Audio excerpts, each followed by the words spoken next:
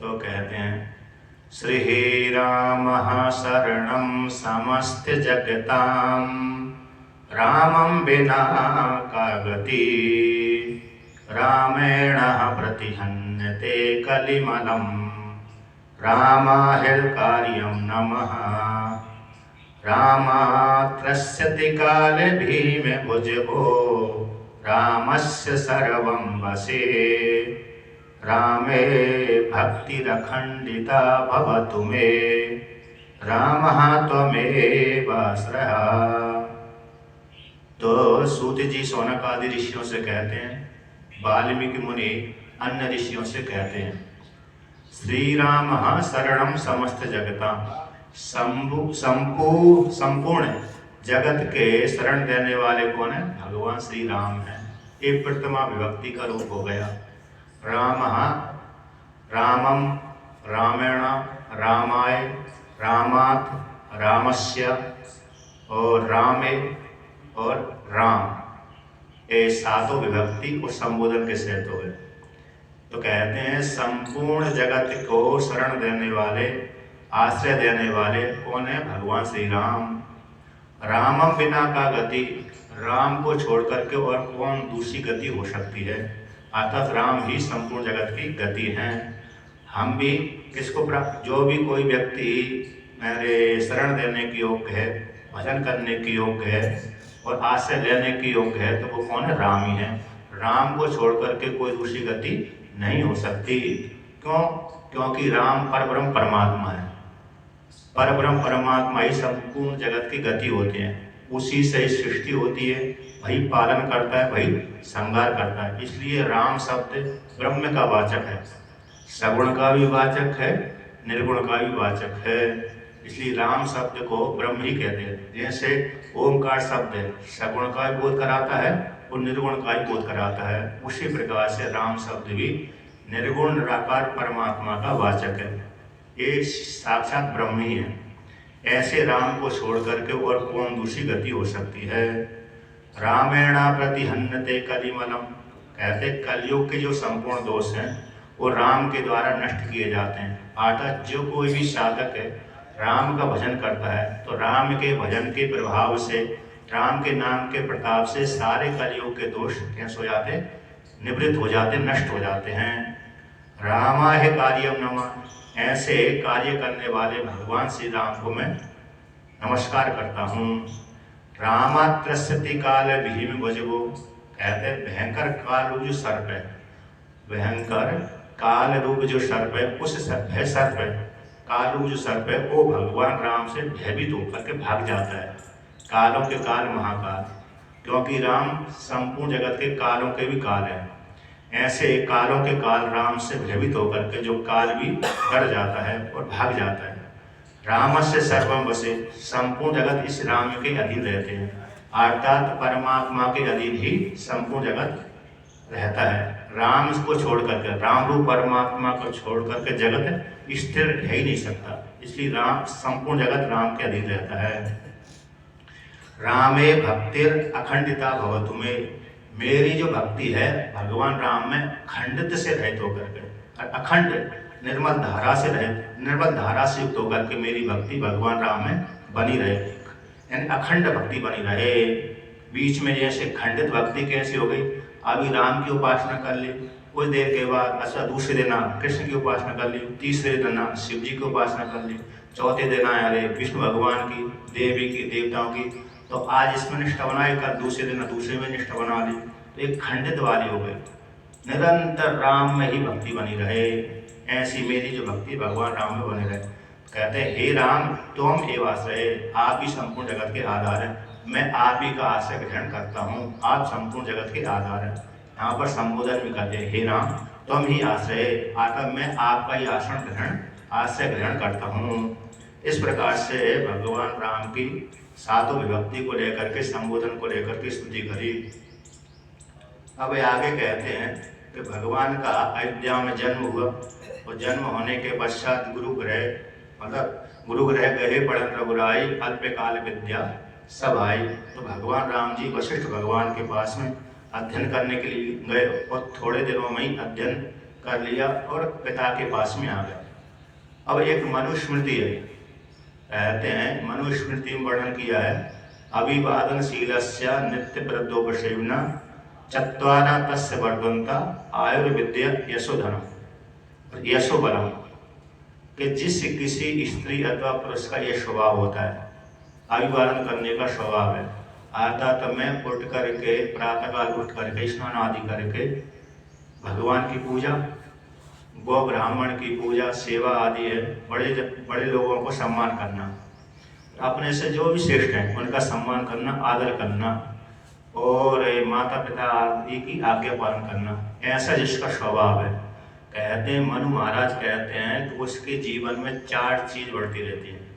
सबसे पहले आयु, उसकी निरोग हो जाती है।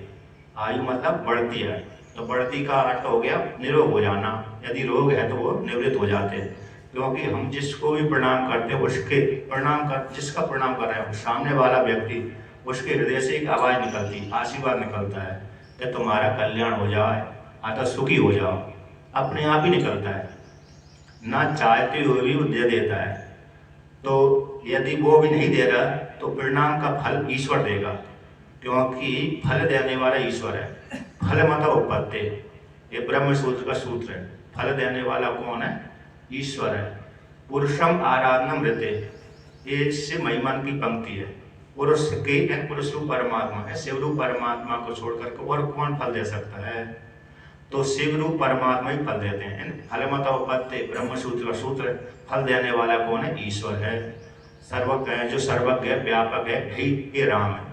तो कहते हैं हमने किसी को प्रणाम किया तो उसने यदि जवाब नहीं दिया अथवा उत्तर नहीं दिया अथवा आशीर्वाद नहीं दिया तो वो प्रणाम का फल ईश्वर ही देगा। ईश्वर ही उसके रूप में दे देता है, दिला देता है।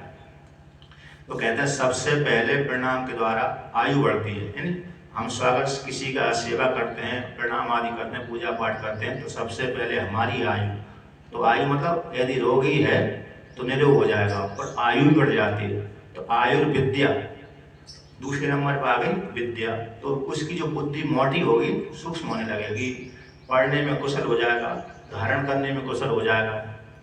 कहते हैं जब कुशल हो गया, बुद्धि आ गई, पढ़ने में कुशल हो गया, तीव्र हो गया, तो उसकी ख्याति फैलने लगती है। आयुर्विद्या यशो, अब जिसे गांव में या तो शहर में कोई विद्वान लड़का अथवा लड़की है, उसकी ख्याति अपने आप ही फैल जाती है।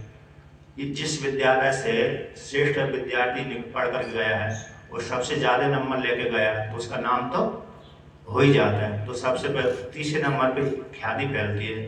आयुर्विद्या यशो धनम और बलम, कहते हैं फिर बल बढ़ता है। यदि आपके पास में विद्या आ गई तो विद्या का फल है धन को उपार्जन करने की योग्यता उसमें आ जाती है, तो अपने आप ही धन आ जाता है उसके पास में।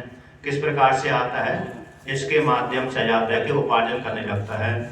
अर्थात कहीं भी जहाँ भी व्यापार करेगा अथवा जिस किसी के पास में जाएगा तो व्यापार आदि के माध्यम से, अन्य के माध्यम से वो क्या कर लेगा? उसको धन की प्राप्ति हो जाएगी, आत्मबल की प्राप्ति हो जाएगी, धन की भी प्राप्ति हो जाएगी।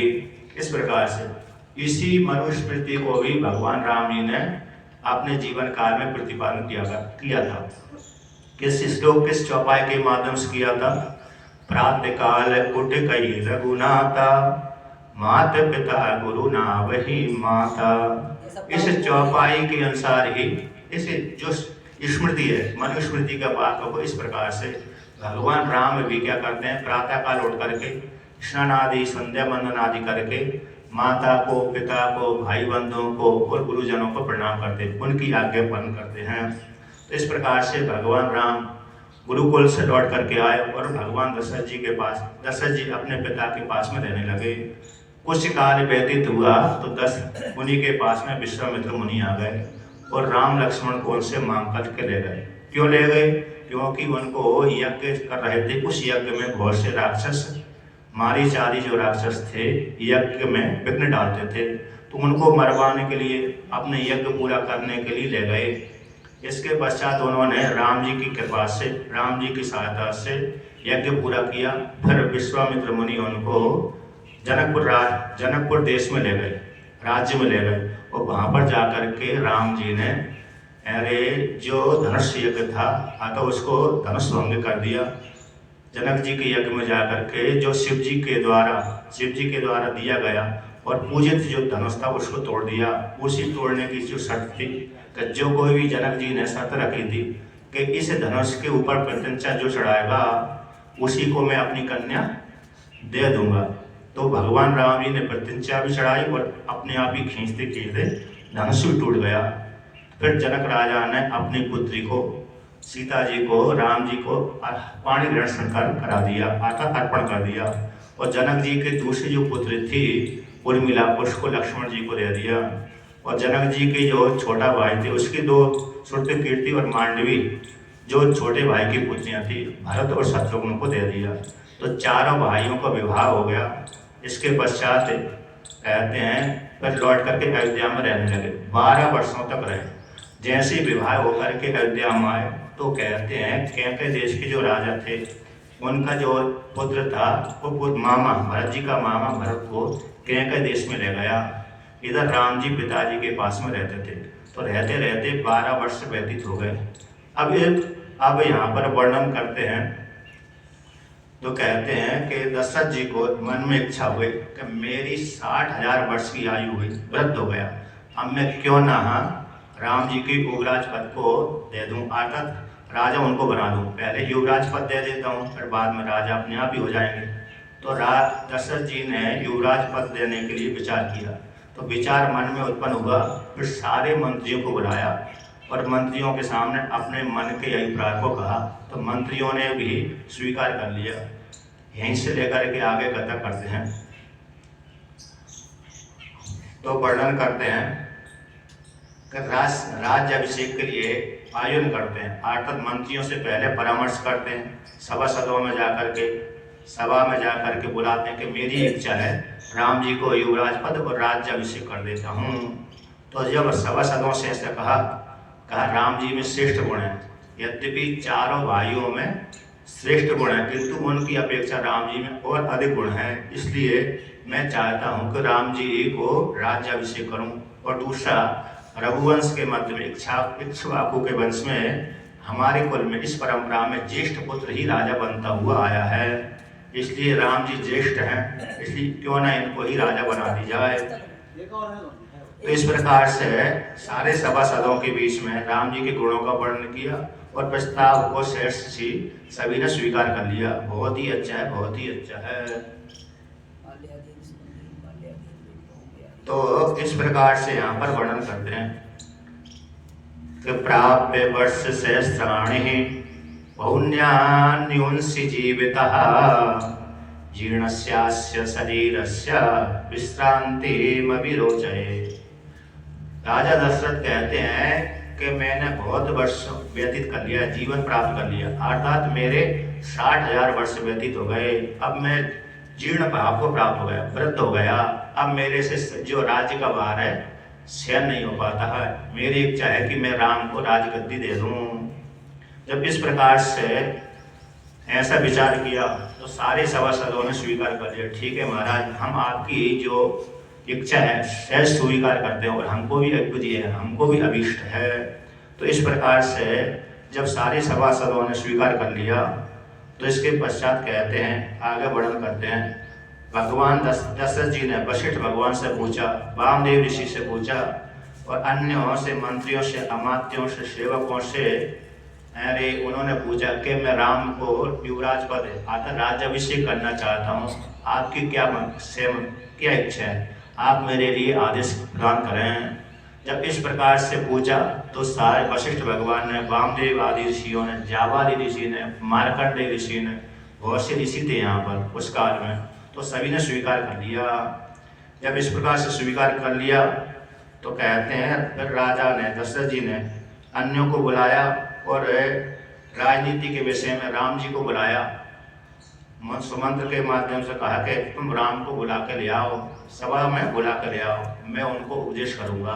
तो राम जी को बुलाने के लिए सुमंत्र जी गए और सुमंत्र के द्वारा जब राम जी आ गए सभा में तो राम जी को फिर दशरथ जी ने राजनीति का वर्णन किया, उपदेश किया कि राजा को इस प्रकार से राज का संचालन करना चाहिए, इस प्रकार से शत्रु को दंड देना चाहिए, इस प्रकार से शत्रु को पराजित करना चाहिए। साम दाम दंड भेद 4 प्रकार की नीतियों का उपदेश किया।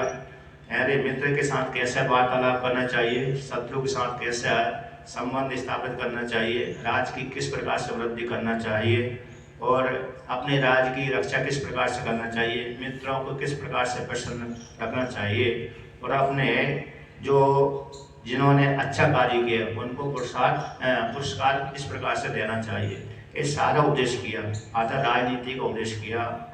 इसके पश्चात कहते हैं,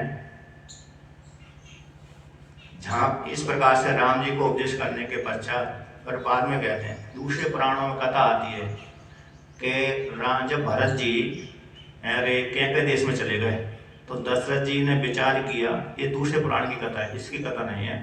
तो वहाँ पर आता है कि दशरथ जी कौशल्या के पास में गए और कहा, मेरी इच्छा है कि मैं राम को युवराज पद दे दूँ, अर्थात राजा बना दूँ, क्योंकि अभी वर्तमान काल में भरत जी नहीं है। यदि भरत होते तो मेरे को उनको राम को राजा बनाने में बड़ी दिक्कत होती, वो नहीं है, इसलिए इसी हेतु से मैं जल्दी ही शीघ्र तुम्हारे पुत्र को राजगद्दी देना चाहता हूँ।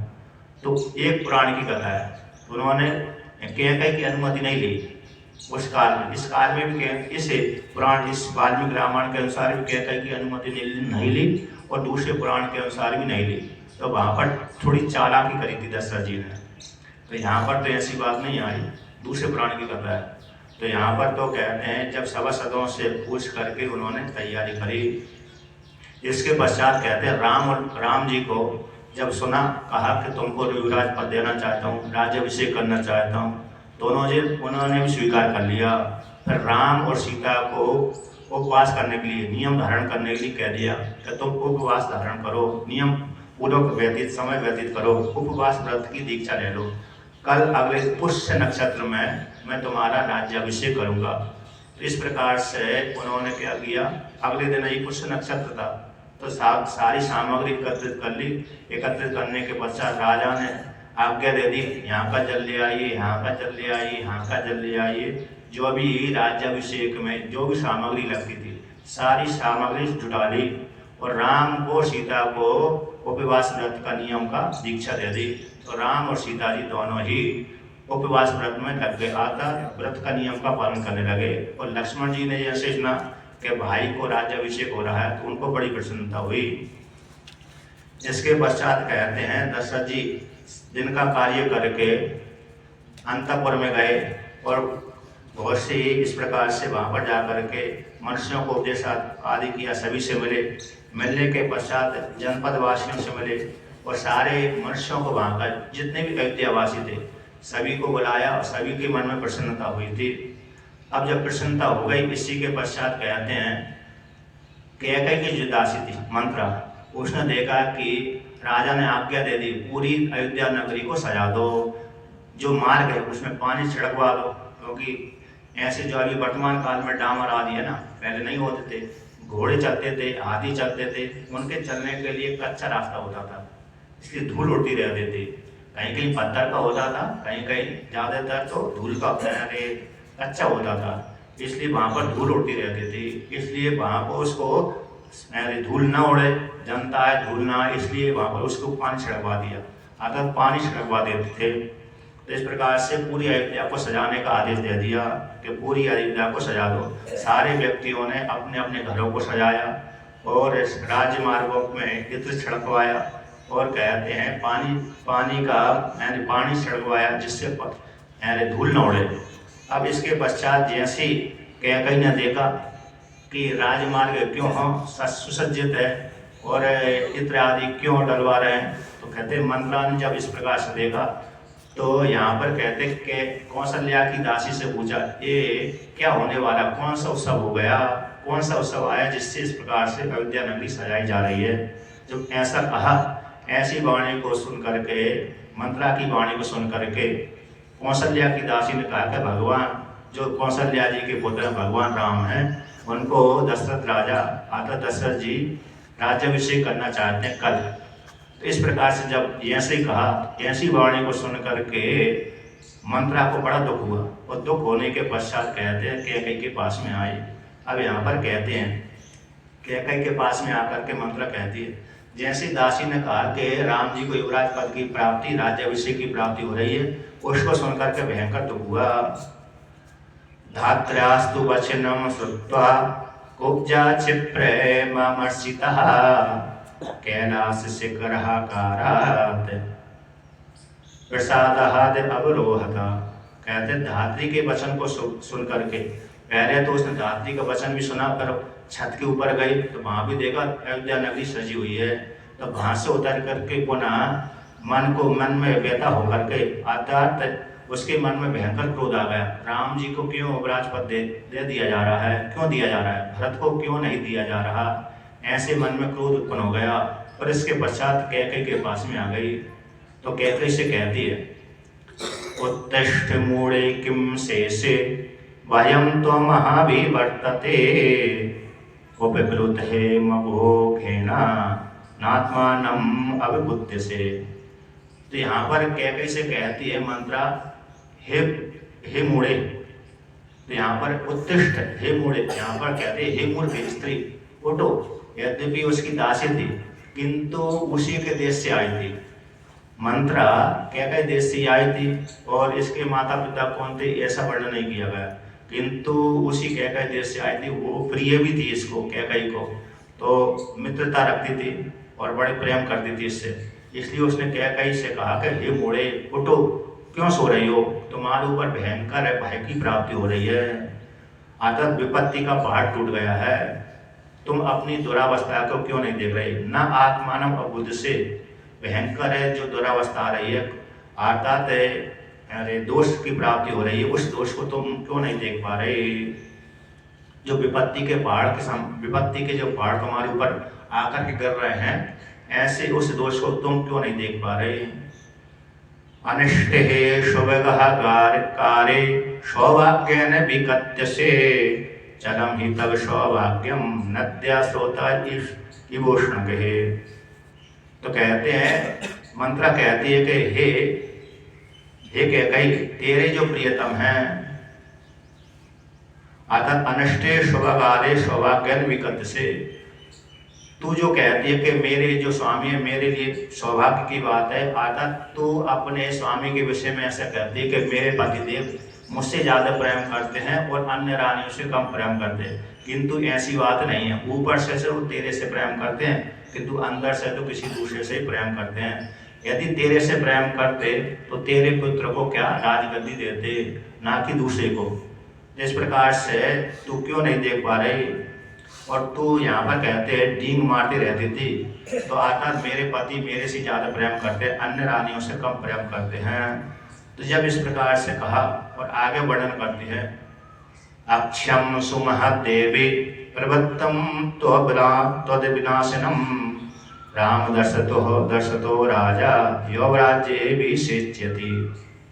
हे देवी, जब इस प्रकार से ऐसा कहा तो ऐसी वाणी सुनकर के कैकई ने कहा कि हे मंत्रा, तू ऐसी बात क्यों बोल रही है, तेरी पहले वाला व्यवहार में और वर्तमान के व्यवहार में विपरीत आ रही, तो क्यों बोल रही है।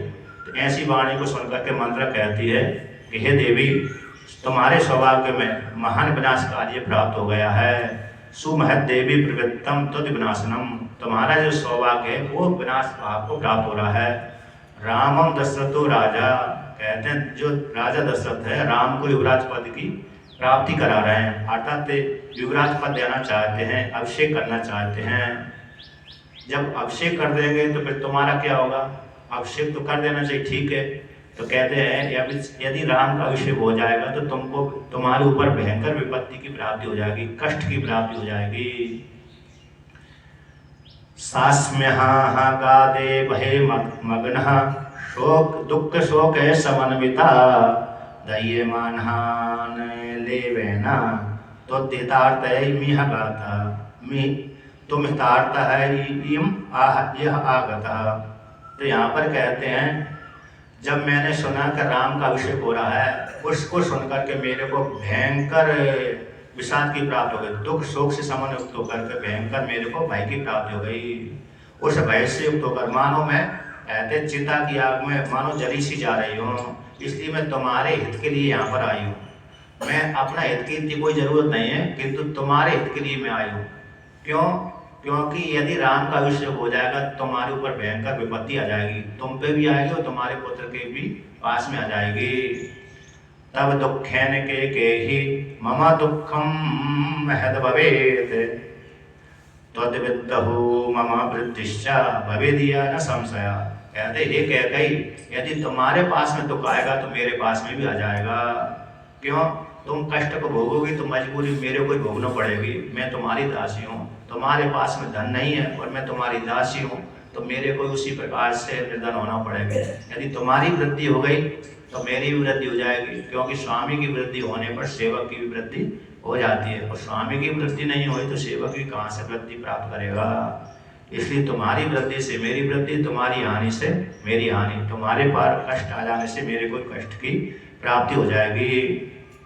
तो इस प्रकार से तो हे रानी, तुम समझ जाओ, आता तुम्हारे, तुमने कहती हो कि राजा मेरे से ज़्यादा प्रेम करते हैं, किंतु राजा तो राम कौशल्या से ज़्यादा प्रेम करते हैं, इसलिए उन्हीं के जो पुत्र राम है उनको राज्याभिषेक करना चाहते हैं।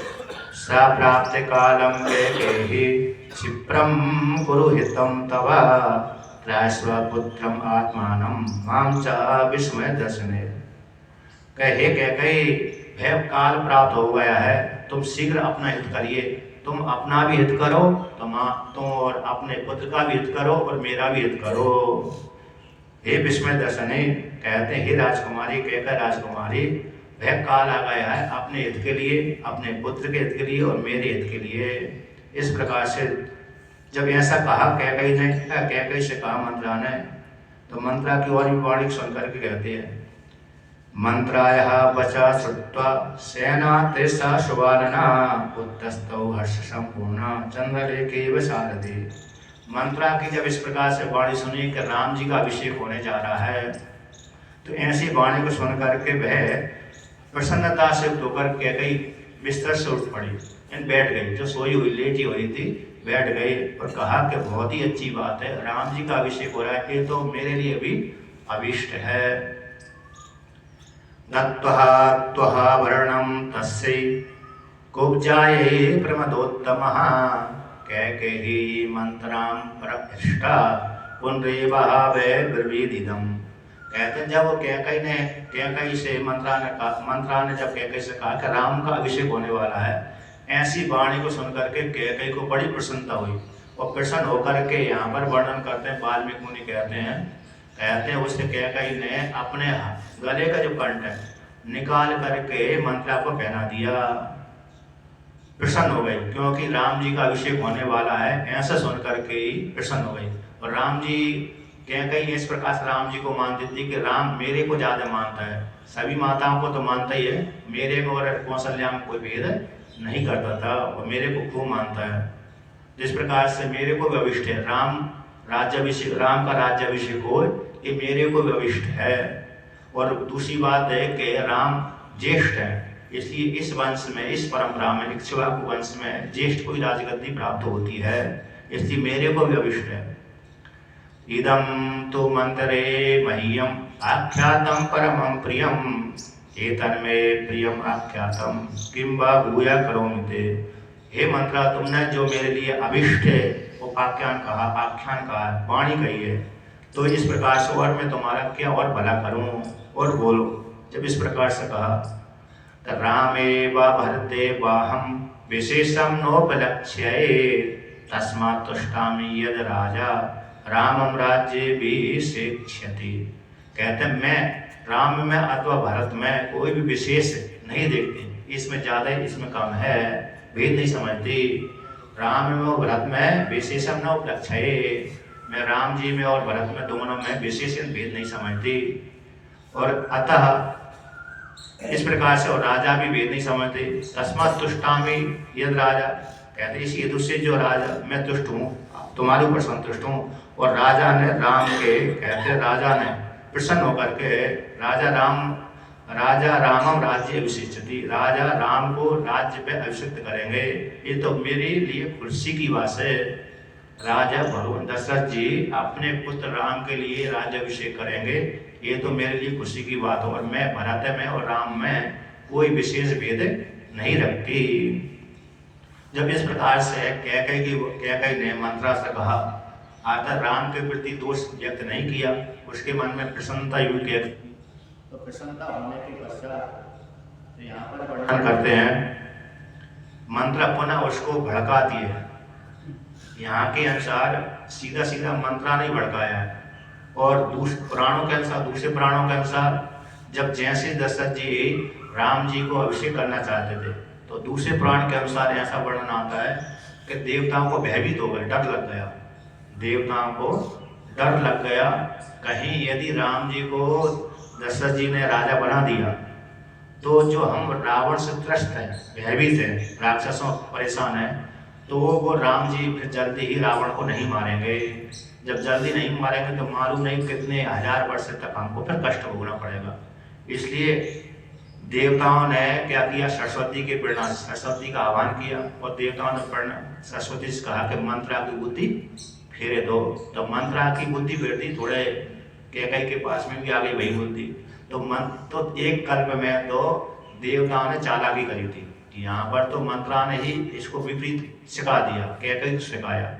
उसी प्रकार दूसरे कल्पों के अनुसार, पुराणों के अनुसार, किसी पुराण के अनुसार वहां पर मंत्रा, देवताओं ने बुद्धि फेर दी मंत्रा की और कैकई की, तो फिर कैकई ने 2 वरदान मांग लिए थे, तो यहाँ पर तो मंत्रा ने ही भड़का दिया, विपरीत उपदेश कर दिया। तो कहते हैं, मंत्र तुम अभ्यसूये नामुते सिद्ध्या वर्णम हि तत्ते वाचेदम तत् वाक्यम कोप दुख समन्विता। जब इस प्रकार से कहते हैं, कैकई ने उसको प्रसन्नता की स्वीकार किया कि राम को राज्याभिषेक की प्राप्ति हो रही है, तो मेरे लिए प्रसन्नता का विषय है। ऐसी वाणी को सुनकर के मंत्रा को और कष्ट हो गया।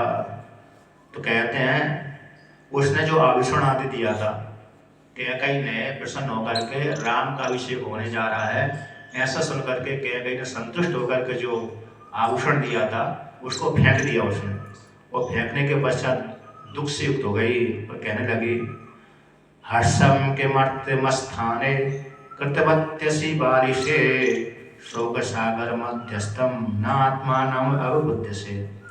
हे बारिशे, हे मूर्खे, हे रानी, हे नादान रानी, तुम किस लिए कैसे स्थान पर प्रसन्न हो रही हो? जिस स्थान पर प्रसन्न होना चाहिए, जिस समय प्रसन्न होना चाहिए वहां पर तो प्रसन्न नहीं हो रहे, किंतु जिस स्थान पर दुख होना चाहिए वहां पर दुखी न होकर के प्रसन्न हो रही हो। तुम अपने शोक को क्यों नहीं देखती? तुम क्यों नहीं जानती कि यदि राम का अभिषेक हो गया तो मेरे को कितना कष्ट की प्राप्ति होगी, तुम्हारे पुत्र को किस प्रकार से कष्ट की प्राप्ति होगी। हो सकता है राम का यदि अभिषेक हो गया तो राम भरत को निकाल भी सकता है, आज तो उनको जी हजूरी करनी पड़ेगी, दोनों प्रकार से। तो इस प्रकार से कैकई ने भड़का दिया। भर्तादेव रामस्य राज्य साधारणात् वयम तद विचिन्ते शरणास्मि भयम भीतादि जायते। कहते हैं राम को भरत से ही मात्र डर है और किसी से डर नहीं है। क्यों डर नहीं है? क्योंकि राम जी के पश्चात दूसरे नंबर पे कौन है? भरत जी हैं। लक्ष्मण जी तीसरे नंबर पे हैं और शत्रुघ्न चौथे नंबर पे हैं। इसलिए राम जी को जब भी डर है तो भरत से डर है, लक्ष्मण से और शत्रुघ्न से नहीं है। और इस प्रकार से और दोनों में कहते हैं राज्य भरत और राम दोनों के लिए साधन भोग्य वस्तु है, और राम के लिए भी है और भरत के लिए ये राज्य कैसी भोग वस्तु है। और राम को भी डर है, मंत्र कहती है राम को डर है तो भरत से मात्र है और किसी दूसरे से नहीं है। और दूसरा लक्ष्मण जी तो राम के अधीन होकर के रहते हैं। लक्ष्मण कैसे हैं? राम के अधीन होकर रहते हैं। जिस प्रकार से सुमित्रा के जो दोनों पुत्र हैं, तो एक जो बड़ा पुत्र है राम के अधीन रहता है और शत्रुघ्न तुम्हारे पुत्र के अधीन रहता है। इसलिए तो सुमित्रा के दोनों पुत्रों से तो राम को भय ही नहीं है, किंतु भय है तो कैसे भरत से ही है। जिस प्रकार से और आगे वर्णन करते हैं कि विदुषः छत्रे चारित्रे प्राज्ञस्य प्राप्ते कारिणः भयाते प्रवेपि रामस्य चिंतयन्ति तवात्मजम्। कहते हैं राम कैसे शास्त्रों के ज्ञाता है और विशेष रूप से क्षत्रिय धर्म से युक्त हैं, राजनीति से युक्त है। कि क्षत्रिय चरित्र से युक्त है, अर्थात क्षत्रिय चरित्र राजनीति में पंडित हैं।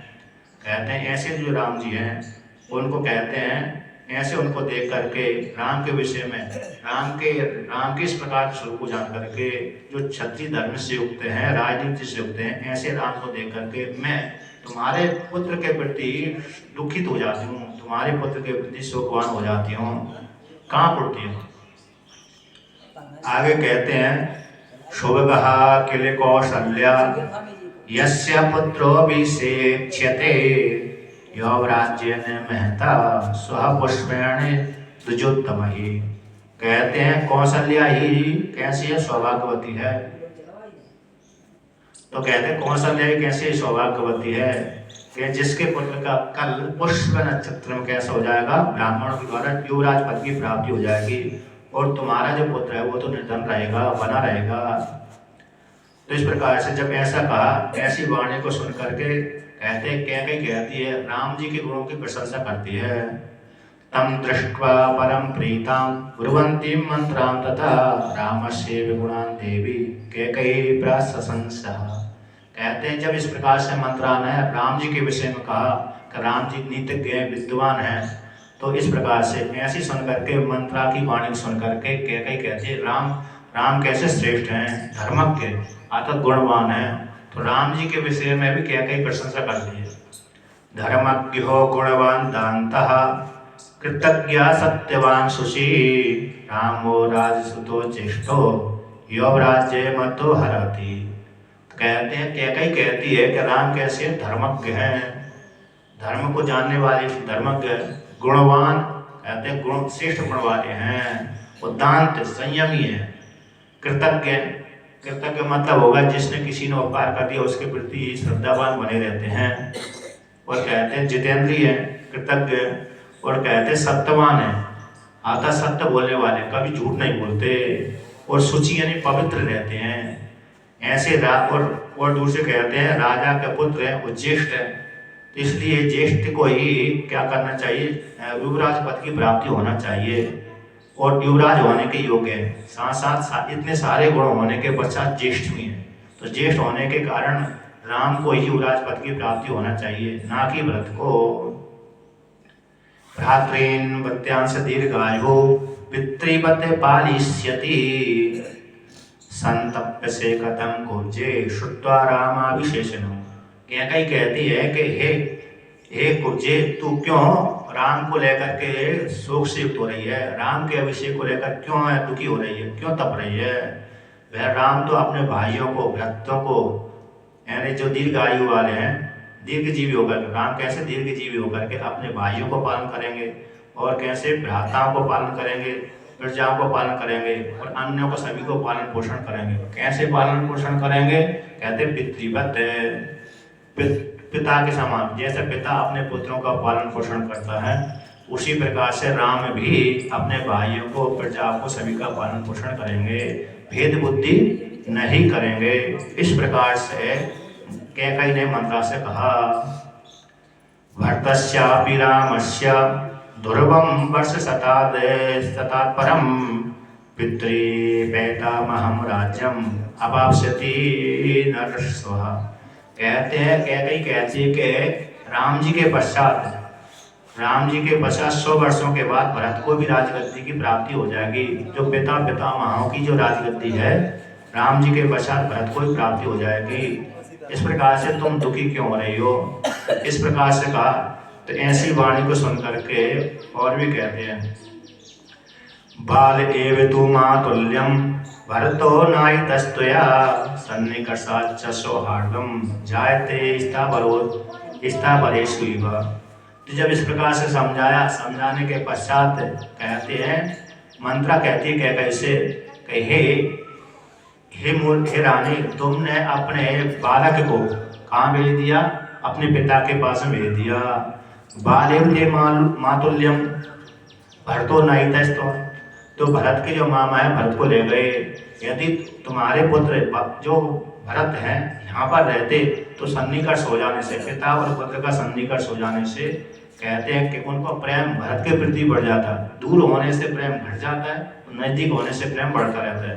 कि स्थावरों में देखा जाता है, सभी में पशुओं में देखा जाता है, पक्षियों में देखा जाता है, और मनुष्यों में तो देखा ही जाता है, पशु पक्षियों में भी देखा जाता है कि जो नैतिक होता है, चाहे अपना ना हो, उसमें ही प्रेम हो जाता है। जो दूर अपना है लेकिन दूर हो गया तो उसमें ही प्रेम घटता रहता है। ऐसे किसी का पुत्र पुत्री नौकरी करने के लिए परदेश चले गए और आते नहीं हैं, तो उनके प्रति जो प्रेम था वो कम हो जाता है। अब जहाँ पर हम रह रहे हैं तो हमारा वो है, सामने वाला व्यक्ति कोई है नहीं है, फिर भी हमारे पास नज़दीक हालचाल पूछता है, तो हमारा मन उसके प्रति कैसा हो जाता है, आकर्षित हो जाता है, फिर हम उसको अपना मानने लगते हैं। उसी प्रकार से तुमने अपने पुत्र को तो मामा के घर में भेज दिया, और राम जी यहाँ पर है रह कर के सेवा करते हैं, तो उनके प्रति दशरथ जी का जो प्रेम है राम के प्रति ज़्यादा हो गया। यदि भरत यहीं पर रहते तो उनका भी प्रेम, दशरथ जी का जो प्रेम है बढ़ जाता, यानी भरत के प्रति भी हो जाता। हो सकता है तो भरत के देख करके राम को ना अभिषेक करके भरत के प्रति कर सकते थे। तो इस प्रकार से कहा, तस्मात् न लक्ष्मणे रामः पापं किंचित करिष्यति, रामस्तु भरते पापम कुर्यादेव न संशय। इसलिए कहते हैं कि राम और लक्ष्मण, कहते हैं राम जी कभी भी लक्ष्मण के प्रति गलत भाव नहीं रखेंगे। राम जी लक्ष्मण के प्रति कभी भी गलत भाव नहीं रखेंगे, क्योंकि लक्ष्मण जी राम को प्राणों के समान प्रिय है। राम के लिए लक्ष्मण प्राणों के प्रिय है और लक्ष्मण के लिए राम भी प्राणों के प्रिय है। उसी प्रकार से भरत के लिए शत्रुघ्न प्राणों के प्रिय है और शत्रुघ्न के लिए भरत भी प्राणों के समान प्रिय हैं। तो इन दोनों में मित्रता रहती है। कहते हैं राम तो लक्ष्मण के प्रति पाप नहीं करेंगे, किंतु भरत के प्रति संशय बना है। भरत के प्रति कैसे हो सकता है, पाप कर सकते हैं, अर्थात या तो राजस निकाल सकते हैं, अथवा बंदी बना सकते हैं, अथवा कुछ भी कर सकते हैं, दोष लगा करके निकाल सकते हैं। जैसे झूठा बहाना लगा करके कोई दोष झूठा ही यदि खटक रहा है कोई व्यक्ति, जैसे किसी आश्रम में रहता है, किसी घर में रहता है, अथवा परिवार आदि में रहता है, और हमारे सामने हमारे मन में वो खटकता है, तो फिर दूसरा व्यक्ति क्या, जिसके मन में जो भी खटक रहा है, सामने वाला व्यक्ति, जैसे नौकरी कर रहे हैं आपस में व्यक्ति, 10-15 व्यक्ति नौकरी कर रहे हैं, तो एक व्यक्ति सभी के प्रति खटक रहा है, तो उस एक व्यक्ति को क्या करते हैं, दूसरे वाले व्यक्ति कुछ थोड़ा सा दोष लगा कर उसको निकाल देते हैं, है कि नहीं, कोई ना कोई बहाना बना देते हैं, तो उसको वहां से अपने से दूर कर देते हैं। उसी प्रकार से हो सकता है राम जी भरत को क्या करते हैं, थोड़ा सा दोष निकाल करके देश निकाला दे दें। तस्माद् राजगृहाद् एवं वनम गच्छतु राघव एतद्धि रोचते मह्यम वृषं चापि हितं तव। इसलिए भरत के प्रति दुखी होकर के मैं चाहती हूँ कि राजगृह से कौन चले जाए, राम जंगल में चले जाएं और भरत को राजगद्दी की प्राप्ति हो जाए। राज एवं वनम गच्छतु राघव, राघव राम जी कहते हैं राजगृह को त्याग करके वन को चले जाएं और भरत को राजगद्दी की प्राप्ति हो जाए, ये मैं चाहती हूँ। इसमें ही तुम्हारा ही हित है, तुम्हारे पुत्र का भी हित है और मेरा भी हित है। इस प्रकार से कैकई से मंत्रा ने कहा, एवं ते ज्ञातिपक्षस्य श्रेयश्चैव भविष्यति यदि चेत भरतो धर्मात् पितरं राज्यम् अवाप्स्यति। कहते इस प्रकार से भरत धर्म के अनुसार अपने पिता का राजगद्दी की प्राप्ति कर लेंगे तो तुम्हारा भी भला होगा और मेरा भी भला होगा। वो तुम्हारा भला होगा, तुम्हारे पक्ष वालों का ही भला हो जाएगा। जैसे राम को गद्दी प्राप्त हो गई तो राम के पक्ष वालों का भला होगा, भरत के पक्ष वालों का भला नहीं हो सकता। यदि भरत को राजगद्दी की प्राप्ति हो जाएगी तो भरत के पक्ष वाले यानी हमारे पक्ष वाले जितने हो गए उनका सबका भला हो जाएगा। इस प्रकार से कैकई को भड़काती है। तो जब कैकई को बहुत भड़काने के पश्चात उसके मन में भी थोड़ा लोभ आ गया, भरत को लेकर के आ गया, कहीं हो सकते हैं ऐसे राम ना कर दें। यद्यपि बहुत जगह तो राम की प्रशंसा करी, कैकई ने बहुत बार राम के गुणों की प्रशंसा करी और कैकई को भी अभिष्ट था। कैकई को कैसा था, अभिष्ट था, और अभिष्ट था का कहे राम को क्या पड़े, गद्दी की प्राप्ति हो, अतः राजगद्दी की प्राप्ति हो। इस प्रकार से कैकई भी चाहती थी, किंतु कुब्जा के भड़काने पर क्या हो गया उसको, अतः कुब्जा के भड़काने पर उसने मान लिया, स्वीकार कर लिया। तो उसने क्या कहा, फिर मैं क्या करूं, किस प्रकार से आता राम को जंगल में भेजूं और भरत को गद्दी की प्राप्ति हो, किस प्रकार से प्राप्ति होगी, कोई ना कोई निमित्त तो चाहिए। कैकई जब धीरे धीरे से उसके द्वारा भड़काई जाने पर, मंत्रा के द्वारा भड़काए जाने पर कैकई के मन में विचार हुआ, तो मैं किस प्रकार से राम को जंगल में भेजूं और भरत को राजगद्दी की प्राप्ति हो, किस प्रकार से हो। जब ऐसा कहा तो कैकई से मंत्रा ने कहा कि हे कैकई, तुम बार बार मेरे सामने एक पहले वाणी बोलती रहती थी, कौन सी, किसी काल विशेष में, कि तुम अपने पति राजा के साथ युद्ध क्षेत्र में गई थी। उस काल में किसी युद्ध क्षेत्र में तुमने राजा की मदद करी थी, अर्थात जिस युद्ध क्षेत्र में गई होगी उस काल में कहते बहुत दैत्यों में और दानवों में युद्ध हुआ था। तो उस काल में दैत्यों में और देवताओं में, दैत्यों में और दानवों में युद्ध हुआ था। तो देवताओं की तरफ से राजा लड़ रहे थे, उसी काल में राक्षसों के द्वारा राजा घायल हो गए थे, तो तुमने एक बार उनकी मदद करी, तो दूसरी बार फिर घायल हुए, तो दो बार तुमने उनकी राजा की मदद करी, तो दो बार राजा के प्राणों की रक्षा करी। इससे राजा प्रसन्न होकर के तुमको दो वरदान मांगने को कहा, और तुमने भी उसको स्वीकार कर लिया कि हे राजन, ये समय पे मैं मांग लूंगी, ये जो दो वरदान आपने दिए प्रसन्न होकर के दिए हैं, तो उसको मैं समय पर आकर के मांग लूंगी, इस अभी तो धरोहर के रूप में रखिए। इस प्रकार से जब कहा तो वही जो वरदान है, तो जो राजा ने तुमसे कहा है वो अवसर आ गया है। तो एक वरदान के द्वारा तुम भरत को क्या राजगद्दी मांग लो, और दूसरे वरदान के द्वारा राम जी को 14 वर्षों का वनवास मांग लो। कि 14 वर्षों का वनवास मांगने से क्या हो जाएगा कि राम जी जब 14 वर्ष भरत 14 वर्षों तक राज करते रहेंगे और राम जी जंगल में रहेंगे, तो 14 वर्षों में जो प्रजा दुखी हो गई थी राम जी को अभिषेक न करने से, राम को राजा न बनाने से जो प्रजा दुखी हो गई थी, तो भरत क्या हो जाएगा, उसी 14 वर्षों में प्रजा को अपने पक्ष में मिला लेंगे, अतः प्रजा भी संतुष्ट हो जाएगी इतने वर्षों में। इसी हेतु से तो राम जी को 14 वर्षों का वनवास और भरत को राजगद्दी मांग लो। जब इस प्रकार से भड़का दिया, तो ऐसे मांगने के पश्चात कहते हैं ठीक है, स्वीकार कर लिया। और स्वीकार करने के पश्चात कैकई तो कहते क्या करूं, तुमसे राजा प्रेम करते ही है और तुम कोप भवन में चली जाओ। अर्थात कोप भवन में ऐसे एक स्वतंत्र भवन होता है जहाँ पर यदि रानी टूट जाती है तो वहाँ उसको वो जहाँ पर श्रृंगार आदि करके त्याग देती है और जमीन पर बैठी रहती है। तो ऐसे राजाओं के महल में कुछ कुछ जो महल बनाए जाते हैं कोप भवन के लिए, तो उसी कोप भवन में चली गई।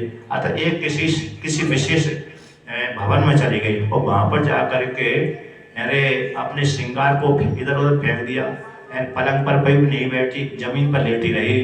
जब इस प्रकार से कोप भवन में चली गई तो जाती समय बहुत सी स्त्रियों ने देखा, कैकई को देखा, और कैकई को देखने के पश्चात राजा दशरथ जी को सूचना मिल रही।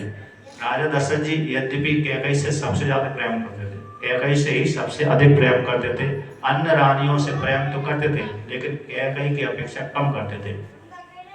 जब राजा दशरथ जी दिन का कार्य पूरा करने के पश्चात उन्होंने कहा कि सायंकाल हो गई, अब इसके पश्चात मैं अपनी जो खबर है, सूचना है कि राम को कल अभिषेक करूंगा, अर्थात युवराज पद को दूंगा। तो ऐसी सूचना देने के लिए स्वयं ही अपनी रानियों को सूचना देने के लिए राजमहल के भीतर आए, रानी के पास में आए। तो सबसे पहले जो उनकी प्रिय रानी थी कैकई, उन्हीं के पास में आ गए। अब जब इस प्रकार से कहा तो ऐसा सुनकर ऐसा राजा दशरथ रानी कैकई के पास में आए, तो जो महल में रहती थी रानी कैकई उसमें आए और कहा कि जाओ सेविकाओं से कहा कि राजा आए हैं। ऐसे जब सेविकाओं से कहा, सूचना देने के लिए कहा, तो वहाँ तो रानी नहीं थी उस महल में, रानी तो दूसरे महल में चली गई। तो सेविकाओं ने कह दी कि हे राजन, रानी तो कोप भवन में चली गई। अब जैसे ही राजा ने सुना कि कोप भवन में रानी कैकई गई है, तो उनके मन में शंका पैदा हो गई। उसी काल में क्या मालूम क्या होने वाला है, डर से गए। इसके पश्चात जहाँ पर रानी कोप भवन में गई थी वहीं पर चली गई और जाकर देखा कि रानी जमीन पर लेटी हुई है, श्रृंगार को त्याग दिया है, माला इधर उधर फैली हुई है और पलंग आदि से रहे थे। तो वहाँ पर राजा भी कैकई के पास में जाकर बैठ गए। उसको अपने सर को अपने गोद में लेकर के मनाने लगे। तो इस प्रकार से कहने लगे, क्यों तुम रूठी हो, क्या कारण है, क्या मैंने तुमसे पूछा नहीं। दूसरे पुराण के अनुसार तो ऐसा वर्णन आता है कि दशरथ जी ने कहा कि मैंने तुमसे बिना पूछे ही राम को राजगद्दी देने की इच्छा करी, इसलिए तो तुम नाराज नहीं हो गए। अब मैं तुमको ही सबसे पहले सूचना दी है, इसलिए तुम मान जाओ, प्रसन्न हो जाओ, और तुम्हारे मन में जो इच्छा है वो पूरी करूँगा। किसको क्या देना है, किसको अपराधी को छोड़ना है अथवा जो अपराधी नहीं उसको दंड देना है, किसको गरीब बनाना है, किसको अमीर बनाना है। जो गरीब है उसको अमीर बना दूं तुम्हारे कहने के अनुसार, अथवा जो अमीर है उसको गरीब बना दूं, जो गरीब है उसको अमीर बना दूं। बताओ तुम्हारी क्या इच्छा है, किसको कितना धन दे दूं, किसको कितना धन लूट लूं, बिना अपराधी को भी अपराधी बना दूं और अपराधी को छोड़ दूं।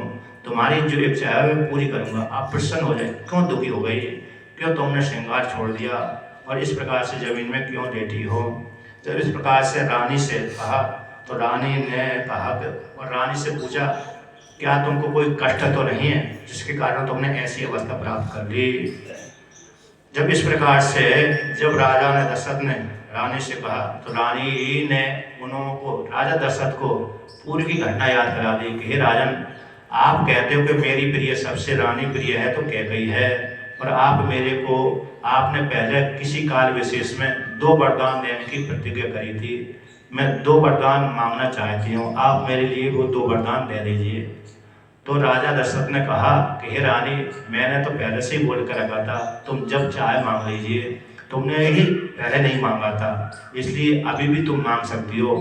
इस प्रकार से जब राजा ने कह दिया कि मांग लीजिए, तो फिर रानी कैकेयी ने भी मांगने के लिए प्रयत्न किया। ज़्यादा मांगने से पहले हाथ में जब प्रतिज्ञा करवाए, ऐसा नहीं, पहले जब भी आप बलि को भगवान विष्णु यानी वामन भगवान बलि के पास में गए तो वाणी के द्वारा नहीं मंगवाया, सीधा कहते जल हाथ में लीजिए तब दीजिए। हो सकते जब तक जल नहीं लिया, हो सकता वो प्रतिज्ञा वाणी झूठी हो जाए तो छोड़ दिया जाए। जब हाथ में जल ले लिया जाए, संकल्प कर दिया जाए, तो वो वाणी पर बोल दिया तो फिर उसको करना ही अनिवार्य रहता है, प्रतिज्ञा पूरी करना पड़ती है।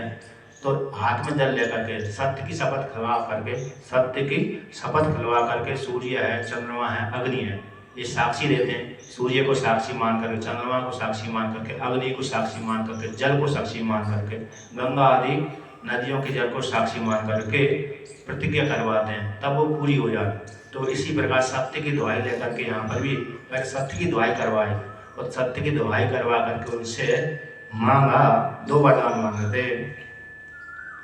तो कौन से वरदान मांगे, कहते हैं कि एक तो राम को, भरत जी को 14 वर्षों भरत जी को राज्य की गद्दी, और राम को कहते हैं 14 वर्षों का वनवास।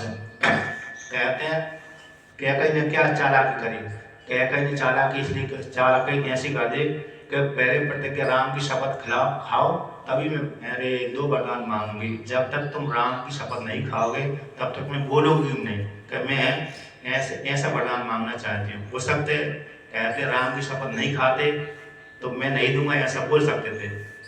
तो पहले कैकेयी ने राम जी की शपथ खिलवा दी, क्योंकि राम जी को सबसे ज़्यादा मानते थे। कैकेयी भी जानती थी कि राम के प्रति राम को छोड़े बिना रह नहीं सकते, राम को ना देके दशरथ जी तो इनके प्राण ही निकल जाएंगे, ऐसा वो भी जानते थे। इन अधिक प्रेम करते थे 4 पुत्रों में से, तो राम को सबसे अधिक क्या करते थे, प्रेम करते थे। कय्यम मुहूर्तम अपश्यंस्तु ना जीवेतम हम दुर्वम, तेन रावण के ही सपेते वचन क्रिया। कहते कैकेयी है कैकेयी, यहाँ पर शपथ दिलवाई राजा दशरथ से, तो मैं कहते हैं शपथ लेकर कहता हूँ, जिस राम को कहते हैं 2 घड़ी देखे बिना, जिस राम को 2 घड़ी दे के बिना मैं जीवित नहीं रह सकता, ऐसे उसी राम की शपथ खा करके मैं प्रतिज्ञा करता हूँ कि मैं तुम्हारी उन 2 वरदानों को पूरा करूँगा, तुम मांगिए। तो राम की प्रतिज्ञा कर ली। यद्यपि 2 घड़ी दे के बिना राम को नहीं रह सकता, किंतु दशरथ यानी विश्वामित्र मुनि के साथ तो गए थे।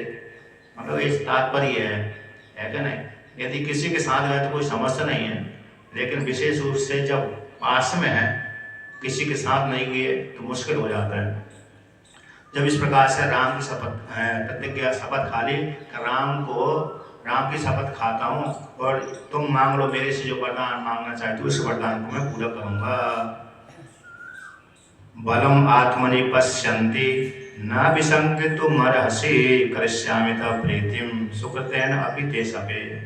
कहते हैं मैं और दूसरी शपथ खाता हूँ कि मैं तुम्हारी प्रतिज्ञा पूरी न करूँ तो मेरे जितने भी पुण्य हैं सारे नष्ट हो जाएं। मैं अपने पुण्यों की, सत्य की शपथ खा करके, राम की शपथ खा करके, जो मेरे लिए अभिष्ट वस्तु उन सबकी शपथ खा करके कहता हूँ कि मैं तुम्हारे लिए 2 वरदान को दूंगा, पूरा करूँगा, तुम मांग लीजिए। जब इस प्रकार से कहा तो ऐसी वाणी को सुन करके उसने मांग लिया था कि यथा क्रमेण सबसे वरम मम दशाशीषा तत्क्षणवन्तु त्रयस्त्रिंशत् देवा सेन्द्र पुरोगमा।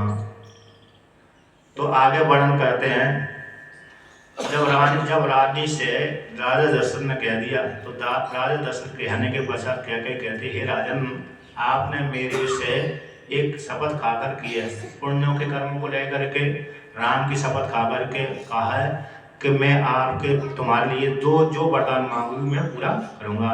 तो सारे देवता सुन ले, मैं तुम्हारी सब जो प्रतिज्ञा है उसको सुनकर कह देवा सेन्द्र पुरोगमा, इंद्र देवता का शहर 33 देवता है, वो मेरी वाणी को सुन ले। कहते सूर्य है, चंद्रमा है, आकाश है, ग्रह, नक्षत्र, दिशा, पृथ्वी, गंधर्व, राक्षस, निशाचर इत्यादि जो भूत है वो सारे जान ले।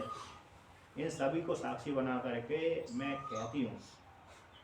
और कहते सत्य की शपथ को लेकर के माते सभी सत्य प्रतिज्ञा, अर्थात आप मेरे लिए 2 वरदान जो दे रहे हैं उनको कहती हूँ। तो कौन से 2 वरदान हैं? तो तत्प्राप स्मराजन पुरा दत्तम तस्मिन् देवा सुरेरणे तत्र त्वं शिवाप्यच्छ शत्रुस्तवे जीवित मंत्र। कहते हैं जो वरदान तुमने मेरे को पहले दिए थे उसी वरदानों को मैं मांग रही हूँ। तो यहाँ पर कहते हैं कौन से वरदान हैं? तो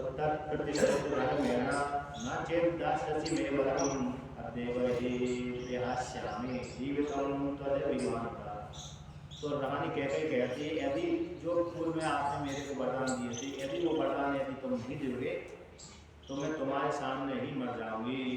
ऐसे भी और धमकी डरा दिया।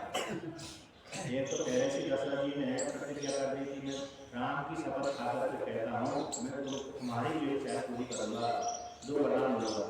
और इसके पश्चात क्या कहेंगे, यदि तुम मेरे लिए वो 2 वरदान नहीं दोगे तुम्हारे सामने मैं कैसी हूँ मर जाऊंगी। तो चलो ठीक है, कौन से वरदान मांगी? कहती है आने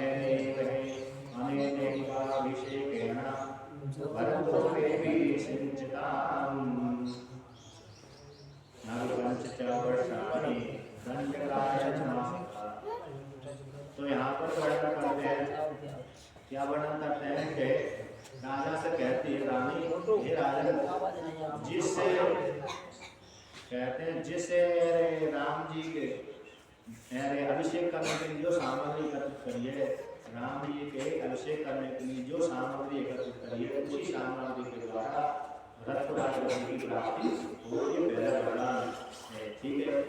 दूसरा वरदान कौन सा है? कहते हैं नव 5 वर्ष माने 14 वर्ष दंडकारण्य को राम को दंडकारण्य की प्राप्ति हो। 14 वर्षों के लिए आप राम को वनवास भेज दो। जिसे राम के अभिषेक करने के लिए जो आपने अभिषेक में सामग्री एकत्रित की है उसी सामग्री के द्वारा भक्त का अभिषेक करो और 14 वर्षों के लिए राम को वनवास दे दो। दंडकारण्य को दे दो, दंडकारण्य को दे दो। दंडक नाम का राजा हुए इक्ष्वाकु वंश के थे। तो उन्हीं का जो जंगल क्षेत्र है अरण्य जंगल, तो कहते हैं दंडकारण्य नैमिषारण्य, वहाँ पर चित्रकूट से लेकर के वहाँ दंडक चालू हुआ था जहाँ पर रास्ते डाले जाते हैं। लेकिन ज़्यादातर एक दक्षिण भारत था, वहाँ दक्षिण भारत में वहाँ पर जो त्र्यंबकेश्वर है, नासिक है, त्र्यंबकेश्वर है, वहाँ का जो क्षेत्र दंडकारण्य कहलाता है महाराष्ट्र में। तो वहाँ पर कैसे दंडक नाम की जाकर हुए थे, उन्होंने कुछ गलती कर दी। वो युद्धशील है, हमारा शुक्राचार्य ने उस राज्य की दंडक के राज को नष्ट कर दिया। तब से वहाँ पर जो राज था वो नष्ट हो गया। तो वहाँ पर ऋषि मुनि और राक्षस अकेले रहते थे। जनस्थान उस स्थान का नाम जनस्थान हो जाता। तो वहाँ पर धर्मराज भेद हो इस प्रकार से। तो 14 वर्षों के लिए जंगल में वनवास में और भारत को राजगद्दी मिल जाए, जिससे जिससे सामग्री के द्वारा जो राम का उल्लेख करना चाहते थे उसी सामग्री